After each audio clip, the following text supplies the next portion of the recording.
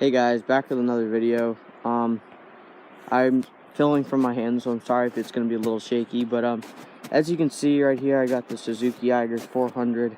It's an 06. And just a little bit of history on these quads.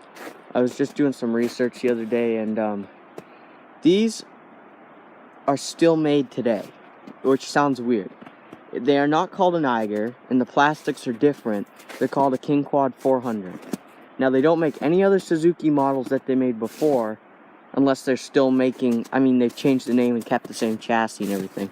But this does, as far as I know, I did some research, and these are the same chassis, I swear. Both air-cooled engines, have oil cooler, plastics are different, bumpers different, racks different.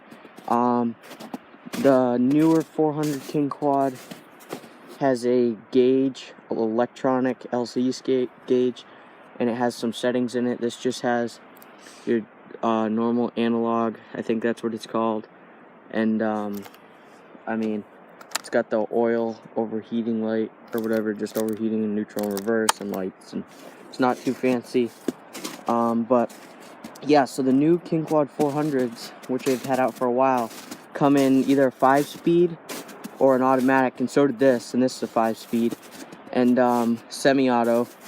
But I just wanted to let you guys know that, because I never knew that when I was doing some research and stuff like that. And just another thing, I'd like to know what you guys want to see. If you guys want to see more videos of this, just trail riding, I don't take this to Pisgah or anything, but or if you want to see more of the Arctic Cat, or maybe I can do a review on both of my friends' four-wheelers, the Arctic Cat 500 and 420, Honda 422, and yeah, so just comment that too. But this second question might surprise some of you, might not surprise others, but I just wanted to know, I'd really respect if you only commented if you knew what you were talking about, and have knowledge of it. But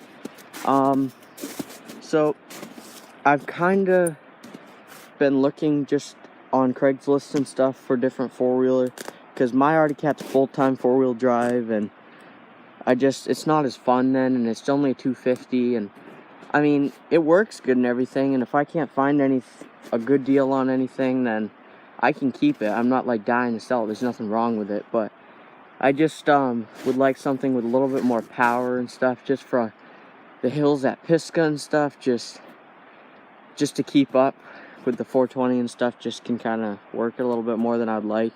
But anyways, so if you guys had an idea of what a good quad is for around $2,000 to $2,500, that's four-wheel drive and preferably does not break, or that sounded really retarded, preferably is reliable. I know Suzuki and Honda are really good. I've been looking at them. Whole issue is, every time I find a Rancher 350, which is pretty much usually always on my budget, they're full-time four-wheel drive, and you can't drift, or you can't really have a lot of fun with those.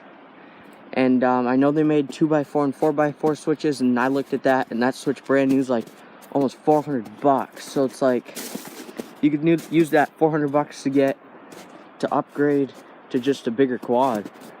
Even though that doesn't sound that legit, but you really can. If you just saved that $400 and used it, you could buy a different quad, maybe with less miles, or even the bigger size motor. But anyways, I was just wondering, Polaris, I kind of have mixed feelings about.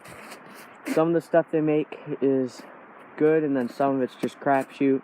So I don't really know. If you've had good experiences with Polaris and stuff like that, let me know. I know there's Yamaha.